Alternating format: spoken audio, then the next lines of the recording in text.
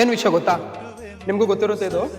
ನಾವು ನಮ್ಮ ಲೈಫಲ್ಲಿ ಆಗಿರ್ಬೋದು ಅಥವಾ ಯಾವುದೋ ಒಂದು ವಿಷಯದಲ್ಲೂ ಕೂಡ ಕೆಲವೊಬ್ಬರು ವ್ಯಕ್ತಿಗಳು ನಮ್ಮಿಂದ ದೂರ ಹೋಗ್ತಾ ಇದ್ದಾರೆ ಅಂದಾಗೇನೆ ಅವ್ರ ಮೇಲೆ ಪ್ರೀತಿ ಜಾಸ್ತಿ ಆಗುತ್ತೆ.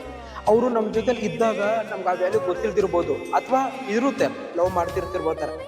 ಬಟ್ ಕೆಲವೊಮ್ಮೆ ಅವ್ರು ನಮ್ಮಿಂದ ದೂರ ಹೋಗ್ತಿದ್ದಾರೆ ಮತ್ತು ಅವ್ರು ನಮ್ಮ ಕೈಲಿ ಸಿಗಲ್ಲ ಅನ್ನೋ ಟೈಮಲ್ಲೇ ಪ್ರೀತಿ ಇನ್ನೂ ಜಾಸ್ತಿ ಆಗುತ್ತಂತೆ.